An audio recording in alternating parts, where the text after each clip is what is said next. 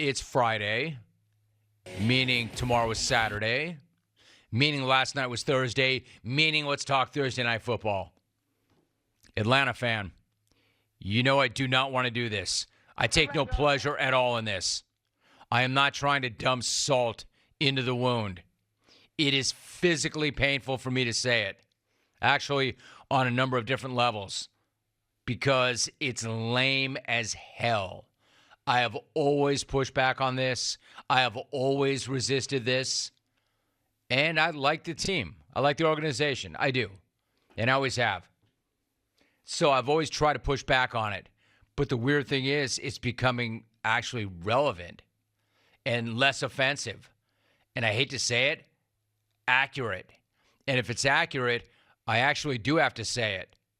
Freaking fail clowns. Who's worse than the Giants? How about the fail clowns? How about the worst gloss ever that no longer is that terrible of a gloss? Again, I like these guys. But they're at it again. Failing and clowning. This time in prime time. Failing and clowning. Failing plus clowning equals fail clowns. Fail clowns.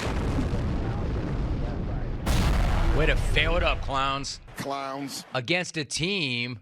I love the fire graphic on CBS Sports Network. Keep that up, New York. I love that. Fail clowns. Fail clowns. There it is. Love it. New York. Fail clowns. I don't understand who that. I'm in California watching my program monitor. Keep it up, Albie. I'm in California live in real time watching my feed, my program feed coming back from New York. And they just keep popping the graphic. It is so good. Do you know why that's so good? We didn't plan that. I love it, man. I am so happy right now. I'm having the best show ever. New York. I love you. Albie, nice job. Well done. So when I'm talking about the fail clowns, the reason I'm saying that, the only ones not happy about this are the fail clowns and the Falcons, which is too bad because, again, I like the team. I like the organization. I like dealing with them. But what happened last night?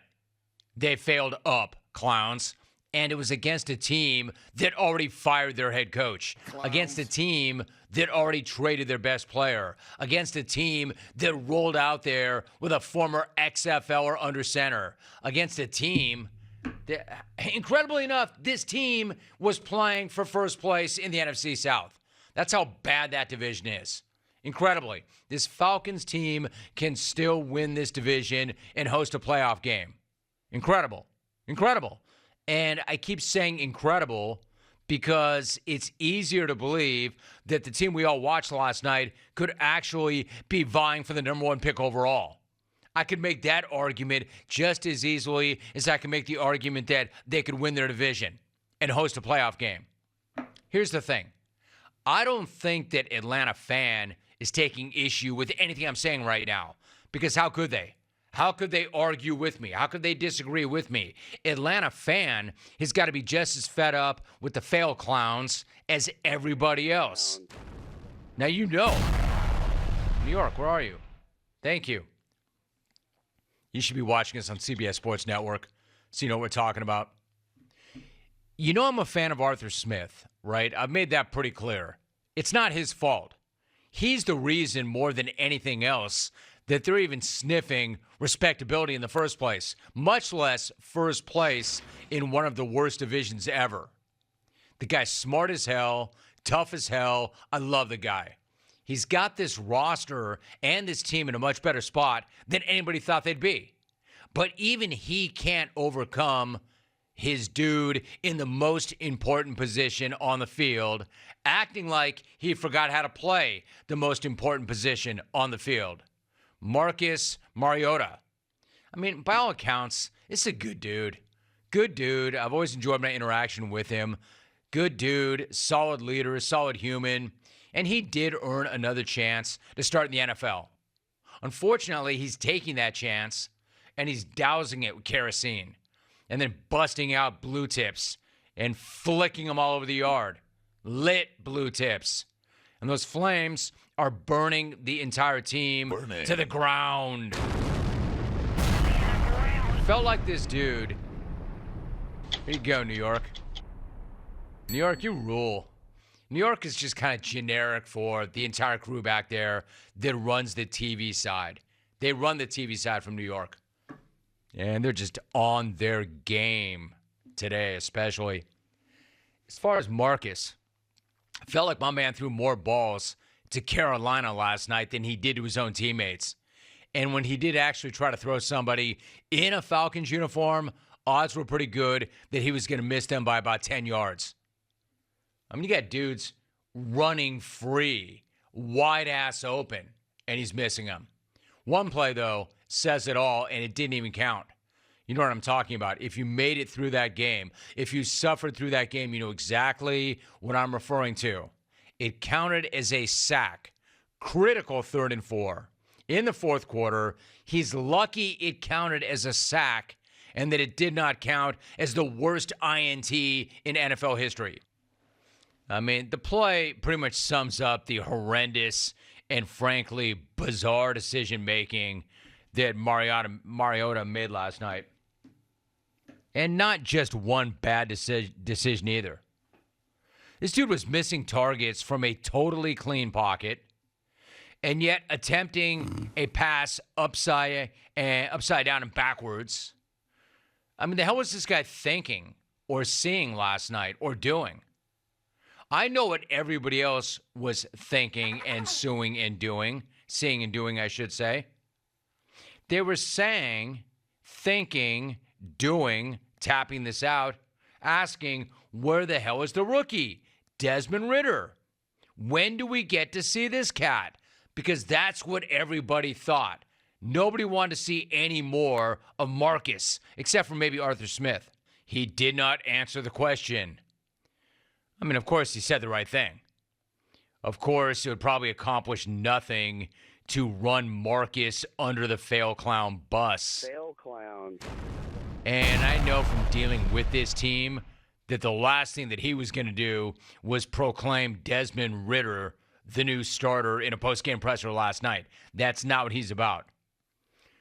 But on top of that, I will say, he's not wrong when he says it's not only about the quarterback, it's also about that team. It wasn't just Marcus. I mean, the fail clowns did get work last night, all the way around. And Carolina does deserve a smidge of credit for that. For real. Like I said earlier, it's a team that sawed off Matt Rule. It's a team that shipped off Christian McCaffrey. And yet, they can still run and they can still win. They did put up 232 yards on the ground without CMC. Not that Atlanta can stop anybody ever on the ground. We know this. Hell, I feel like I'm good for 5 yards a clip against the fail clowns, and I'm a 50-something-year-old man who's never played football before except in the street. Fail clown. They can't stop anybody, yo. That aside, you know, I'd like to say something nice about interim head coach Steve Wilks. Number one, he blew right by Matt Rule for a number of wins this season, coaching Matt Rule's team. I like Steve Wilks. I liked him when I first spoke to him after he got the Arizona gig. I'd love to see them finish strong and for him to get that gig full time, honestly. But they're going to have to finish like a freaking freight train for that to happen, because you know that owner is going to want to take a big swing and make a really splashy hire. Notice I'm not saying he'll do the right thing, but you know he's going to do the splashy thing. I'm not saying that Wilks has to have that job. I'm just saying that hopefully Wilks continues to play the crappy hand that he's been dealt and makes it as hard on the owner as he possibly can. And then one more thing about last night. Two more things about last night. You have to love that everybody is saying that last night's crap fest is so great for Tampa Bay, which I'll get to in a minute. But I'll tell you what's not great for Amazon Prime. Can you imagine paying that insane amount of jack and getting 3 hours of that weekly diarrhea on the screen? Is the great equalizer. Anyway, you have all these geniuses who are saying that last night's 3-hour explosion into the Porcelain Bowl is actually great news for the Tampa Bay Bucks. Yeah, I don't know that it is. I don't know that they're any better, Tampa Bay, than the chumps I saw last night. TB45 pulling one out of his ass after playing like ass for an entire game against a team that is ass does not prove anything to me. It does not impress me at all. Great. So you get to back into a divisional title in one of the worst divisions ever, only to get what's left of your face broken in your first playoff game. Other than that song underneath, whenever I reference Bacon 45, how is that so great for either the Bucks or Bacon 45? It's not. There's really nothing good about that division or anybody in it. And then after all of that, I was going to try and steer clear of it.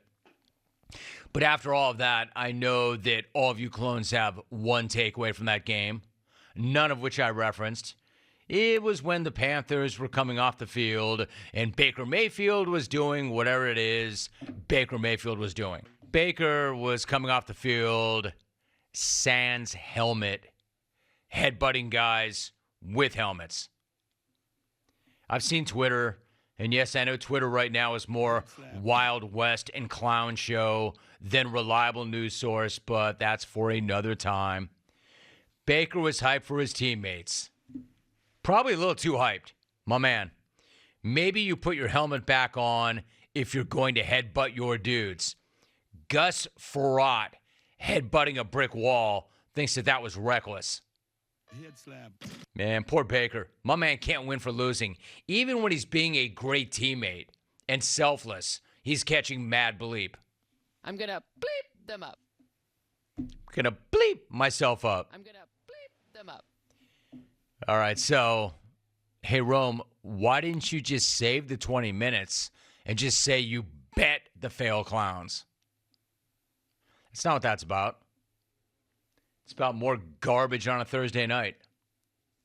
And maybe I did, maybe I didn't. You have to go to Jim Rome's Big Head Bets to find out. And maybe you will and maybe you won't. All right, so another game I want to get into, not just yet, but I will get into it. The best, worst game ever. The best, worst game ever, and there's no doubt, there's no question, is Raiders v. Colts. That is the best, worst game ever. That is going to be a spectacle. Something incredible to see. Raiders had another bad day. Bad day.